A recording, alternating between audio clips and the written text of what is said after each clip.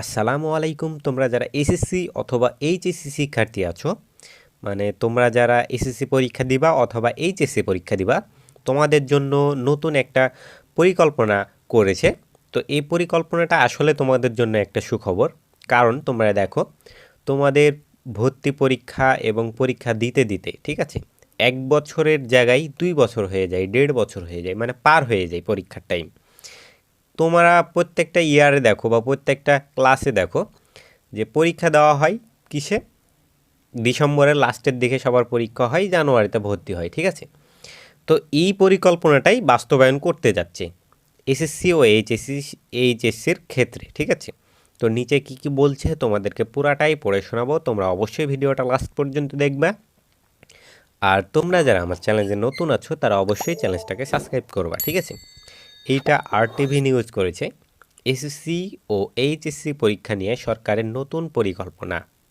নিচে কি বলছে, শিক্ষার্থীদের শিক্ষা জীবনের সময় সাশ্রয়ের লক্ষ্যে প্রতি বছর 31শে ডিসেম্বরের মধ্যে এই এসএসসি ও এইচএসসি পরীক্ষা সম্পন্ন করার সম্ভাব্যতা যাচাই করেছে শিক্ষা মন্ত্রণালয়। এই লক্ষ্যে বাস্তবায়নে নানামুখী সংস্কারমূলক পদক্ষেপ নেওয়ার উদ্যোগ নেওয়া হয়েছে, ঠিক আছে।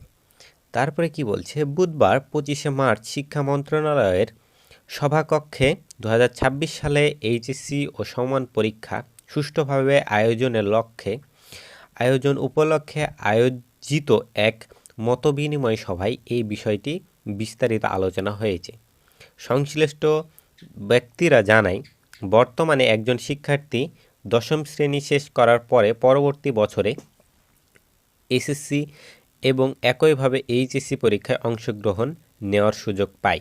এতে শিক্ষাজীবন প্রায় 2 বছর সময় নষ্ট হয়, যা ব্যক্তি ও জাতীয় জীবনে নেতিবাচক প্রভাব ফেলে। এই প্রেক্ষাপটে প্রতি বছর 31শে ডিসেম্বরের মধ্যে উভয় পাবলিক পরীক্ষা শেষ করার বিষয়ে সভায় গুরুত্বারোপ করা হয়, ঠিক আছে। সবাই সিদ্ধান্ত হয় 2026 সালে এইচএসসি পরীক্ষা দেশের সব শিক্ষা প্রতিষ্ঠান বোর্ড অভিন্ন প্রশ্নে পরীক্ষা নেওয়া হবে।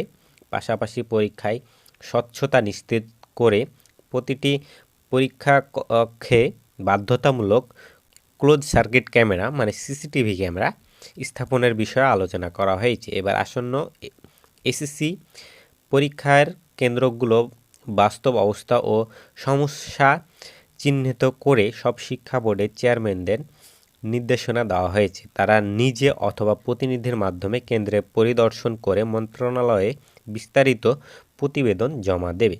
মানে তোমাদের পরীক্ষাটা আলহামদুলিল্লাহ এবার ভালোভাবে করতে যাচ্ছে বোর্ড কর্তৃপক্ষ। তোমরা এসএসসি অথবা এইচএসসি যারা আছো, তোমাদের টাইমটাও সাশ্রয় করতে চাচ্ছে, ঠিক আছে। তো আজকের মতো এই পর্যন্তই। সবাই সুস্থ থেকো, ভালো থেকো, আল্লাহ হাফেজ।